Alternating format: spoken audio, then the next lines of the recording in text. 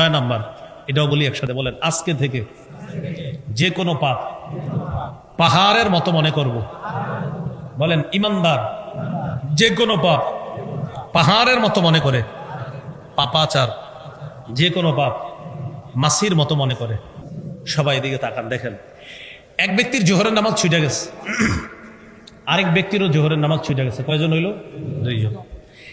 এই 2 জনের একজন হলো ওই ব্যক্তি যার গত 20 বছর কোনো নামাজ ছুটে নাই, আজকে হঠাৎ জোহর কাজা হয়ে গেছে। সারাদিন তার খুব পেরেশানি, চেহারাটা কালো হয়ে গেছে, মানুষ ভাবতেছে ও মনে হয় 2-3 কোটি টাকা হারাইছে। ওলামায়ে কেরামও পেরেশান, ইমাম সাহেব পেরেশান তার চেহারা দেখে। ভাই কি হয়েছে আপনার? বলেন না, বলে না কিচ্ছু। হঠাৎ ইমাম সাহেব ভালো করে ধরছে, আরে কি হয়েছে বলেন। চোখের পানি ছেড়ে দিছে, হুজুর গত 20 বছর আমার নামাজ ছুটে নাই, আজকে জোহরের নামাজ আমার কাজা হয়ে গেছে। এই হলো ইমানদারের হালাত।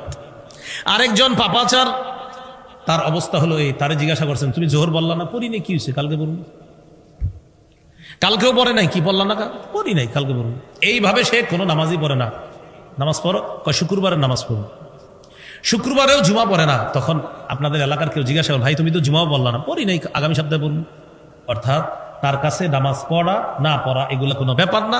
মাসি যেমন নাকের ডগার সামনে দিয়ে আসে আর যায়, এটা একটা মাসি আমার কাছে। আর ওই যে ইমানদার যার 20 বছর নামাজ ছোটে না, তারে দেখলে আপনার মনে হবে যে এই দুনিয়ার সে সবকিছু হারায় ফেলছে এক ওয়াক্ত নামাজ কাজা হওয়ার কারণে। এটাই বুখারীতে আছে। আব্দুল্লাহ ইবনে মাসউদ রাদিয়াল্লাহু তাআলা আনহু বলেন, ইন্নাল আবদাল মুমিনা ইয়ারা যুনুবাহু কাআন্নাহু কাঈদুন তাহতা জাবালিন ইয়াখাফু আন ইয়াকা আলাইহি। ইমানদার গুনাহকে মনে করবে পাহাড়, এই পাহাড়ের নিচে আমি বসা, পাহাড় আমার উপর পড়বে, আমি যে কোনো সময় ধ্বংস হয়ে যাব। ওয়া ইন্নাল ফাজিরা ইয়ারা যুনুবাহু কাযুবাবিন মাররা আলা আনফিহি।